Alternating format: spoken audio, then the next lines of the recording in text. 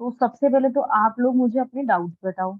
उसके बाद मैं आपको बताऊंगी कि साइंस और जो हम लोगों का और है interpersonal skills including communication skills, वो आप कैसे अप्रोच करोगे, उससे क्या क्वेश्चन पूछे जा सकते हैं।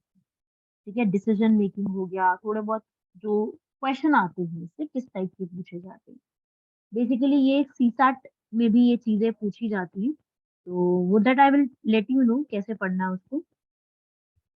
तो firstly all of you ask your doubts. अगर आपको किसी भी और टॉपिक में डाउट है तो पहले तो आप लोग अपने डाउट पूछ लो, क्योंकि लास्ट का जो एग्जाम्स हुए हैं उसमें इंटरपर्सनल स्किल से there has been the good amount of question. ठीक है, तो वो मैं आपको बताऊंगी कि how you have to focus upon MCQs भी और किस तरीके से पढ़ना है वो भी।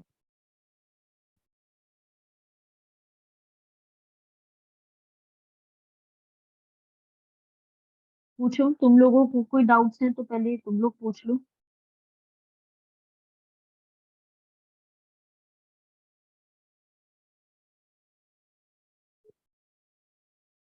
कोई डाउट्स नहीं है, क्योंकि तुम लोगों का जो सिलेबस है उसमें काफी नए नए कॉन्सेप्ट पूछे थे लास्ट टाइम के एग्जाम में काफी। आदिल, आज की क्लास में जो मैं बता रही हूँ ना, जो साइंस है और इंटरपर्सनल स्किल्स और कम्युनिकेशन का जो टॉपिक है उसको स्टार्ट करेंगे। तो वो स्टार्ट करने से पहले मैं पूछना चाह रही थी कि तुम लोगों को कोई डाउट है अगर, तो पहले तुम लोग पूछ लो, फिर उसके बाद मैं पूछ लूँ, फिर मैं तब मैं स्टार्ट करवा देती हूँ इसमें।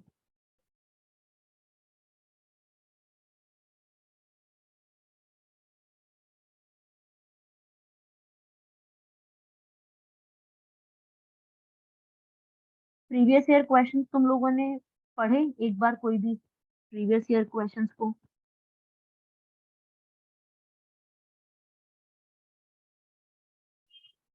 एफए का पेपर हुआ या अ, इस तरीके के जो भी एग्जाम हुए हैं रिसेंटली, उसमें आपने मतलब कोई डाउट नहीं है तुम लोगों को?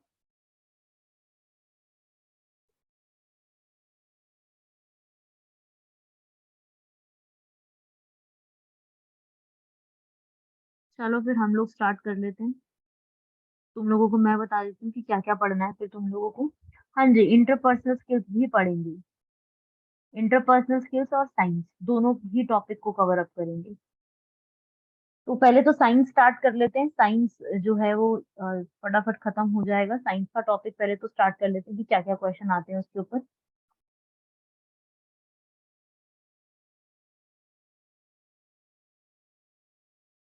प्रीवियस ईयर की अगर आप अच्छे से पेपर्स देखो तो साइंस के बहुत ज्यादा क्वेश्चंस नहीं आते हैं, लेकिन कई बार साइंस से भी क्वेश्चन पूछ लिए जाते हैं। ठीक है, आई एम नॉट सेइंग कि बहुत ज्यादा अमाउंट में क्वेश्चंस पूछे जाते हैं साइंस के सेक्शन से। साइंस के सेक्शन से ज्यादातर के जो क्वेश्चंस होते हैं वो साइंस एंड टेक्नोलॉजी, जो प्रीवियस ईयर्स में टेक्नोलॉजी पे भी फोकस किया, करंट अफेयर्स को जिसको हम कहते हैं, करंट अफेयर्स पे भी क्वेश्चन आते हैं। ठीक है, तो थोड़ा सा मैं आपको करंट अफेयर्स पे भी फोकस करवाऊंगी, वो पूछा जाता है। अच्छा, अब मैं बता देती हूँ इस बार सबसे ज्यादा क्वेश्चन किससे बन सकते हैं। इस बार के एग्जाम में आपके सबसे ज्यादा क्वेश्चन नोबेल प्राइज से बनेंगे। ठीक है, क्योंकि लास्ट टाइम भी आप देखोगे ना पेपर्स में, नोबेल प्राइज से आपके एग्जाम में क्वेश्चन आया। मैं बताती हूँ क्या क्वेश्चन आया। क्वेश्चन आया था अभी एग्जाम में कि ओनली इंडियन, एक क्वेश्चन था, वो फैक्चुअल बेस्ड था।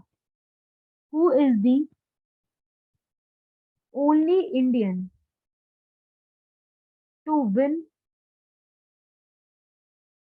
Nobel prize in physics for his work on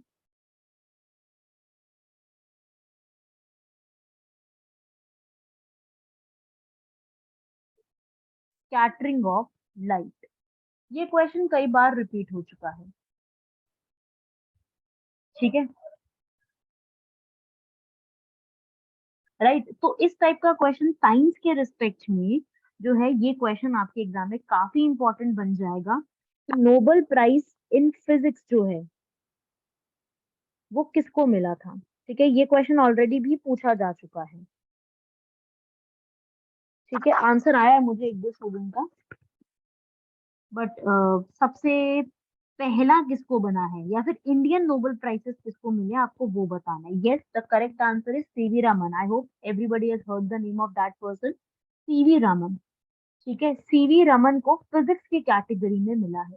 इस बार के Nobel prize is very very important. Scattering of light, Raman effect जिसको हम कहते हैं, वो यहाँ पे दिया है। तो साइंस में अगर आपने अभी स्टार्ट करनी है अपनी साइंस पढ़नी, तो सबसे पहला टॉपिक नोबेल प्राइज उठाओगे, सारे नोबेल प्राइज को कवर अप करोगे। ठीक है, मैं अगर आपसे पूछूं इंडिया की तरफ से फर्स्ट नोबेल प्राइज विनर, ठीक है, अगर मैं सीधा पूछूं first Nobel prize winner India की तरफ से कौन है, वो है रविंद्रनाथ टैगोर। इनको किस फील्ड में नोबेल प्राइज मिला है, लिटरेचर। ठीक है, ये भी याद रखना है, ये भी क्वेश्चन पूछा जा चुका है 1913 में, बिफोर इंडिपेंडेंस। और फिर उसके बाद सीवी रमन को मिला था। ठीक है, फिजिक्स के लिए स्कैटरिंग ऑफ लाइट का जो वर्क है, रमन इफेक्ट जिसको हम कहते हैं, उस पर्पस के लिए उनको ये अवार्ड दिया गया है। तो ये इम्पोर्टेंट है। ठीक है, नोट कर लो भाई एक बार सब लोग, किसी के पीछे से वॉइस आ रहा है। ओके, ये इंपॉर्टेंट है। उसके बाद किसको नोबेल प्राइज इंडिया की तरफ से मिला है फिजिक्स में, फिजिक्स में एक तो हो गया सीवी रमन, दूसरे पर्सन जिनको नोबेल प्राइज मिला है वो है सुब्रमण्यम चंद्रशेखर, एस चंद्रशेखर। तो ये एक फैक्ट लिख लेना, ठीक है ना, ये इंपॉर्टेंट है। राइट, ये प्रीवियस ईयर क्वेश्चंस हैं दोनों ही जो इस शीट पे लिखे हुए हैं, इंपॉर्टेंट प्रीवियस ईयर। और इस बार का नोबेल प्राइज किस पर्सन को मिला है वो भी आपको नोट करना है। इस बार के सारे Nobel prize winner you should know, मैं आप लोगों से यहाँ पर शेयर करती हूँ, आपको सारे के सारे नोबेल प्राइज विनर्स को याद करके जाना है, एवरी नोबेल प्राइज विनर। ठीक है, नोबेल प्राइज किस किसने यहाँ पर जीता है, कौन कौन से पर्सन हैं जिन्होंने यहाँ पर प्राइज को विन किया है। Okay,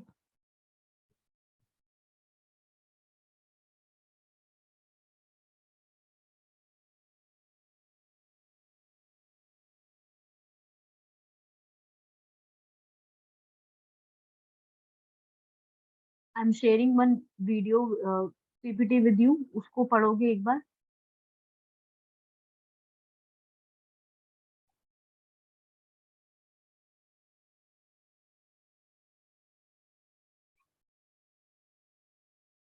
I will share this PPT with you also, इसको देखोगे एक बार।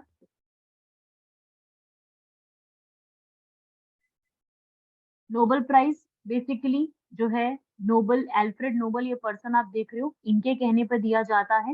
मतलब इनके कहने क्या, इनकी वेल्थ जो है उसको डिस्ट्रीब्यूट करके दिया जाता है, इन्हीं की वेल्थ को डिस्ट्रीब्यूट करके दिसंबर स्टॉकहोम में इसको दिया जाता है। लेकिन इसके अवार्ड जो है अभी से अनाउंस करने शुरू कर दिए हैं। भारत की तरफ से first Rabindranath Tagore, first women mother Teresa, जिनको पीस के लिए 1979 में अवार्ड दिया गया था। नोबेल प्राइज जो है वो उन कैटेगरीज के लिए दिया जाता है जिन्होंने अपनी अपने एरिया में बहुत बेस्ट कुछ वर्क करके दिखाया हो, अपने अपने एरिया में दैट पर्सन उसने कुछ बहुत एक्सेप्शनली ग्रेट वर्क करके दिखाया हो, उस कैटेगरी में we give this Nobel prize.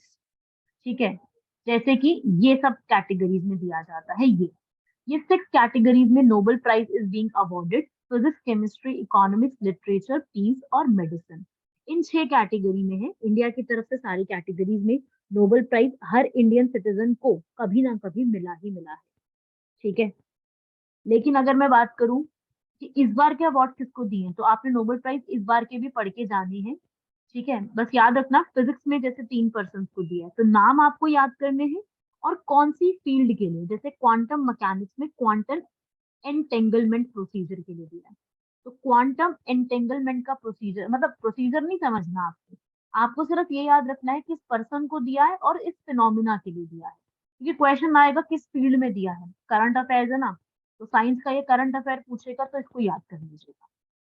ठीक है, आपका नोबेल प्राइज का पूरा टॉपिक कंप्लीट हो जाना चाहिए इसी चीज से जो मैं क्लास में बता रही हूँ। ठीक है, साथ ही साथ जो है लिटरेचर में भी दिया है एक फीमेल को, एनी फ्रैंक्स को, बस ये नाम याद रखना है आपको। ठीक है, केमिस्ट्री में 3 पर्सन को मिला है for the concept of click chemistry, ये नाम याद रखना है कि 3 पर्सन को क्लिक केमिस्ट्री के कॉन्सेप्ट के लिए दिया गया है। चौथा, मेडिसिन में सवांते पैबो को दिया है, नाम याद रखना है। डीएनए में चेंजेस देखने के लिए अवार्ड उनको दिया गया, तो ये एक याद रखना है।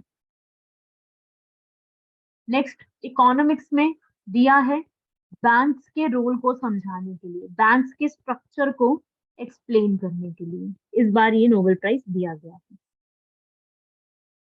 ठीक है, ऐसे ही पीस प्राइज तीन चीजों को दिया है, एक तो पर्सन है और दो मेमोरियल्स हैं। एक है ब्लास्की, एक है रशिया का मेमोरियल और एक है सेंटर फॉर सिविल लिबर्टी। तीन चीजों को दिया गया है। तो आप लोगों ने क्या इसमें पढ़ना है, लिस्ट बनानी है इसकी, किस किस को ये अवार्ड दिया गया है, सीधी सी बात है। ठीक है, तो ये आपको याद रखना है, इससे क्वेश्चन पूछा जाता है और प्रीवियस ईयर आपको इससे क्वेश्चन मिलेंगे। ठीक है, इस टाइप से आपका क्वेश्चन पूछा ही जाता है। क्लियर हुआ है यहाँ तक? इसमें कोई डाउट, किसी को अगर कोई डाउट हो तो पूछ लेना, अदरवाइज जैसे ये तो आपसे मतलब साइंस अगर आपने पढ़ना है तो साइंस में आप ये वाला पूरा टॉपिक बिल्कुल छोड़ के नहीं जा सकते। पूरे के पूरे साइंस के रिस्पेक्ट में अगर मैं बताऊं तो बहुत ज्यादा इंपॉर्टेंट टॉपिक है नोबेल प्राइज इस बार। हर बार नहीं, इस बार का आपका दिसंबर में एग्जाम होना, दिसंबर में ही इस को दिया जाता है, तो ये हमारे लिए इम्पोर्टेंट बन जाएगा, अपने आप इम्पोर्टेंट बन जाएगा। ठीक है, आगे बढ़ते हैं अब इसके बाद। एक तो ये साइंस में पढ़ना है। ठीक है, ये मैं आपको पीपीटी पूरी शेयर कर दूंगी, इसको पूरा पढ़ लेना कि किस किस पर्सन को कौन से अवार्ड दिएगा, इसमें करंट अफेयर्स भी है, इसको आप पूरा रीड कर लेना। ठीक है, अब इसके बाद साइंस में आपसे और किस एस्पेक्ट पे क्वेश्चन आते हैं।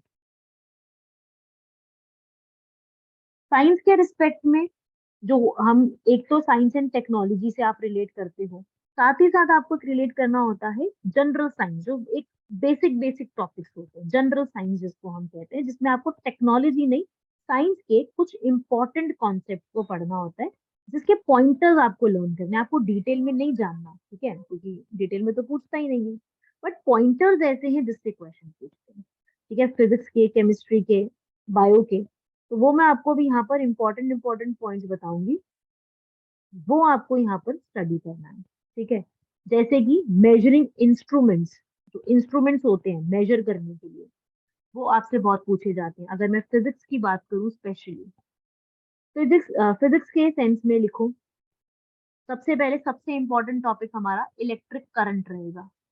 इलेक्ट्रिक करंट की बेसिक चीजें पढ़नी है, इनकी एसआई यूनिट्स, ऐसा यूनिट्स पे क्वेश्चन आते हैं, work, force, electric current, power, इन सब की यूनिट्स, इन सब पे क्वेश्चन आएंगे। मैं एक साथ इनकी लिस्ट बनवाऊंगी, उनको पढ़ना है। फिर इनको मेजर करने के स्केल्स। ठीक है, जैसे मैं पूछूं अगर कि साउंड की अगर इंटेंसिटी को मेजर करना है तो कौन सा स्केल होता है। ठीक है, और इलेक्ट्रिक करंट के लिए क्या है, पायरोमीटर का यूज क्या है, ब्लड प्रेशर को मेजर करने के लिए क्या है, रिचर स्केल का यूज क्या है, मैनोमीटर का क्या है। तो वो एक लिस्ट होती है, वो आपको लिस्ट याद करनी, वो मैं बताऊंगी कौन कौन सी लिस्ट है। वो बेसिक बेसिक लिस्ट आपको याद करनी कि फिजिक्स में क्या चीजें पूछी जाती हैं। ठीक है, लिखते जाओ ये नाम सारी चीजें, कुछ ये टॉपिक पूछे जाते हैं, ज्यादा डिटेल में नहीं आता। ठीक है, मैं ये नहीं बोल रही कि बहुत डिटेल में आपसे कुछ पूछेगा, ऐसे कुछ डिटेल में नहीं पूछेंगे, पर ऐसे क्वेश्चन होंगे जिसका आंसर आपको पता होगा, कोई बहुत बड़ी नहीं आएंगी, सीधा आपसे आपको आंसर पता होगा उन क्वेश्चन का, वो वाले करने हैं। ठीक है, ऐसे ही केमिस्ट्री पे आओ। ठीक है, फिजिक्स को पहले हम कंप्लीट कर लेते हैं, फिजिक्स में भी कुछ और कॉन्सेप्ट से भी क्वेश्चन आएंगे, जैसे कि थोड़ा बहुत साउंड के ऊपर, साउंड के जो टॉपिक्स होते हैं, लाइट, साउंड वेव्स हो गया, लाइट का हो गया, थोड़ा बहुत इन चीजों को, थोड़ा बहुत एस्ट्रोनॉमी, कुछ मेजरिंग स्केल्स होते हैं इसी के अंदर भी, एस्ट्रोनॉमी के अंदर थोड़ा बहुत, फोटोस्फेयर क्या होता है, सेलेस्टियल बॉडीज कौन सी होती हैं, थोड़ा सा इस पे भी पूछा जाता है। ओके, नोट करते जाओ इनको। केमिस्ट्री में हम लोग क्या पढ़ेंगे, थोड़ा सा एटम्स के बारे में, मेटल्स और नॉन मेटल्स तो फेवरेट टॉपिक है, कौन से मेटल का यूज क्या है, वेरी वेरी इंपॉर्टेंट, सीधा पूछते हैं इससे क्वेश्चन, तो मेटल्स और नॉन मेटल्स के यूजेज के ऊपर, matter, carbon and it's compounds, उससे जुड़े हुए कुछ कॉन्सेप्ट्स हैं, उनको पढ़ेंगे, और एसिड बेसिस एंड सॉल्ट्स। इनमें भी सीधा क्वेश्चन आता है इनके यूजेज के ऊपर, सीधा क्वेश्चन यूज के ऊपर आते हैं कि इस पर्टिकुलर चीज का यूजेज क्या है। तो वो जो यूजेज वाली चीज है ना, वो मैं आपको करवाऊंगी यहाँ पर, वन बाय वन उसको करते जाएंगे, किसका क्या यूज होता है।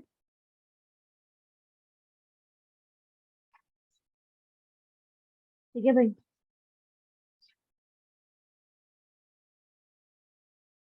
सबने लिख लिया ये वाला, और कुछ इसके एमसीक्यू सॉल्व करेंगे तो अपने आप लोगों को क्लियर हो जाएगा इसमें पढ़ना क्या चीजें हैं।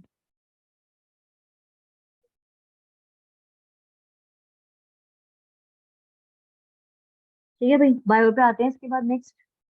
बायोलॉजी लिखो इसके बाद। बायो में सबसे पहला टॉपिक जो आपको पढ़ना ही पढ़ना है, जो चाहे आप कोई भी एग्जाम के लिए प्रिपेयर करो, उसमें साइंस आती है अगर, तो उसमें आपको सबसे पहला टॉपिक पढ़ना होता है cell, fundamental unit of life, cell. फिर डाइवर्सिटी।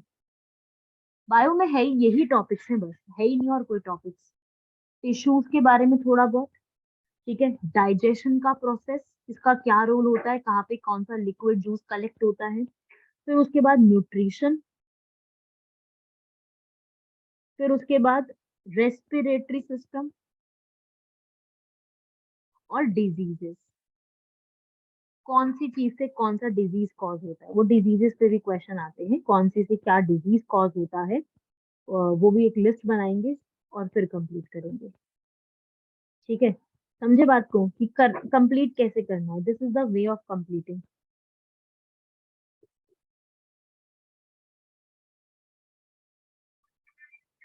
लिख लो भाई यहाँ तक। और अब हम एक एक करके इसको स्टार्ट कर लेते हैं कि क्या क्या कंप्लीट करना है। हाँ भाई, पहले बताओ यहाँ तक किसी को कोई डाउट है तो पूछो, कुछ भी पूछना है। हाँ वाइटामिन, हाँ वाइटामिन मैं करवाऊंगी, वाइटामिन में किसका क्या रोल है, कौन से वाइटामिन से कौन सी जो है उसकी डेफिशिएंसी से कौन सा डिजीज होता है, उसका भी एक लिस्ट ही होती है, उस लिस्ट को आपको लर्न करना पड़ेगा।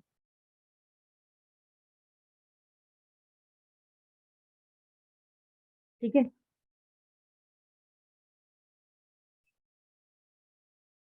राइट। पहले फिजिक्स करवाना। ओके, फिजिक्स करवाना। ठीक है, फिजिक्स को स्टार्ट कर लेते हैं, कोई इशू नहीं।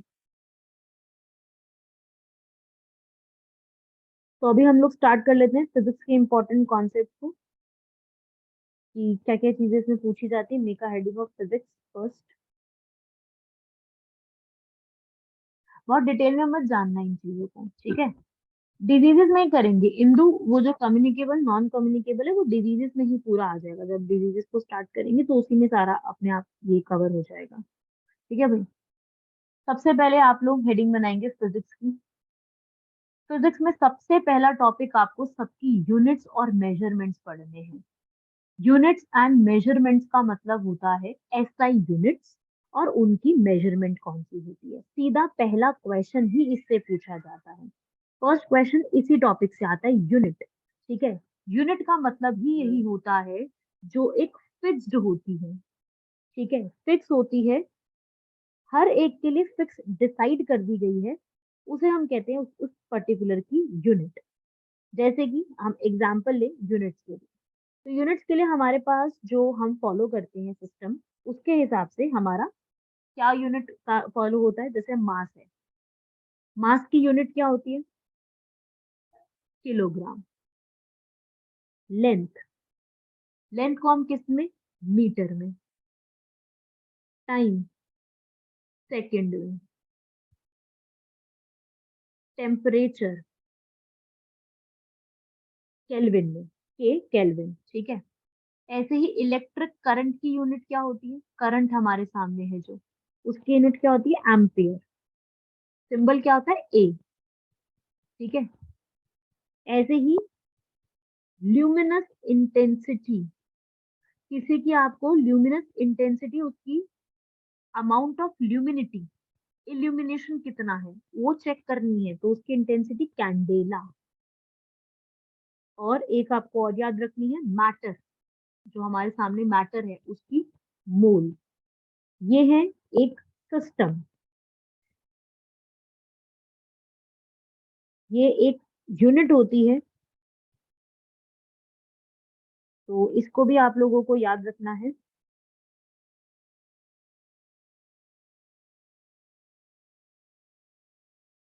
फिजिक्स की बिल्कुल मैं आपको वो करवा रही हूँ, बेसिक से बिल्कुल बता रही हूँ कि बेसिक ये चीज पढ़नी है आपको।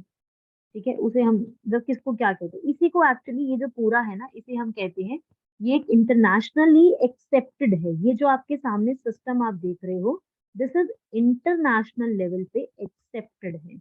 तो इसको हम क्या कहते हैं, फंडामेंटल यूनिट, जो पूरे वर्ल्ड में सेम चलेंगी, फंडामेंटल यूनिट्स। और ये बेसिक है, ये ओरिजिनल है, कभी चेंज नहीं होंगी। ये जो आपके सामने 7 लिखी हुई है, ये ओरिजिनल है, इन्हें हम कहते हैं फंडामेंटल यूनिट्स।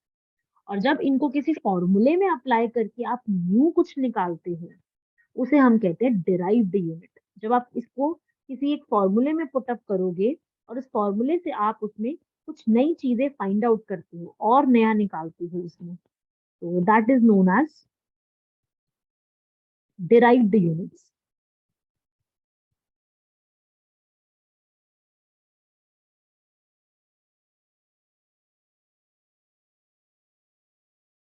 लिख लिया भाई? यहाँ तक सब लोग अच्छे से नोट कर लो इसको। तो क्वेश्चन आता है, which of the following is a fundamental, which of the which of the following is a derived unit.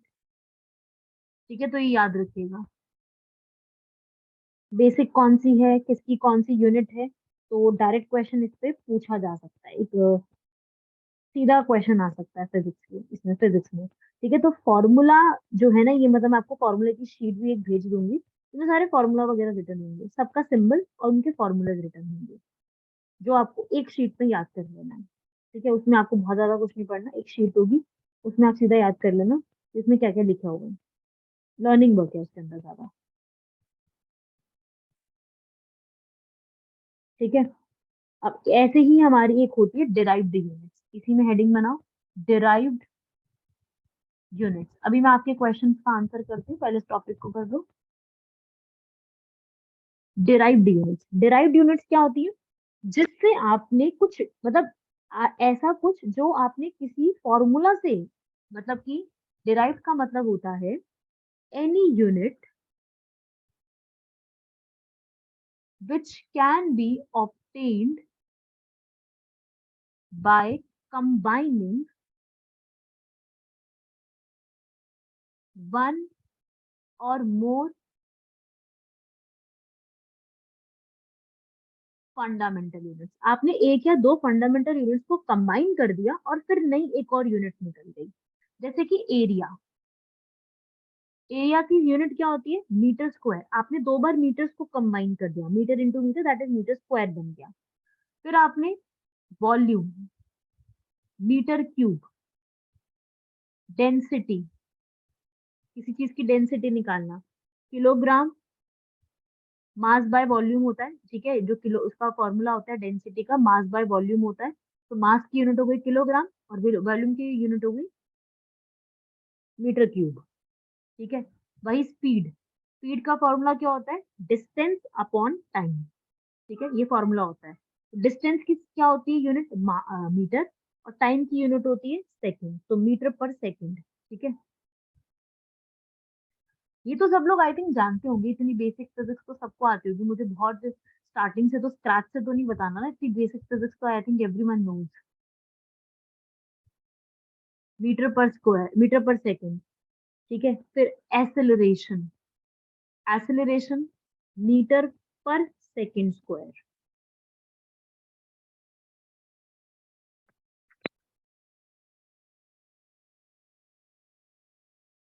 ठीक है, ऐसे ही आप लोग नोट कर लो इसके अंदर।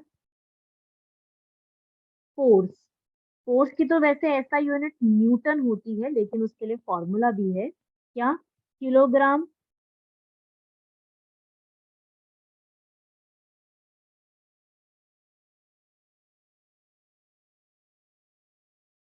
एक सेकंड यहाँ चेंज कर लो,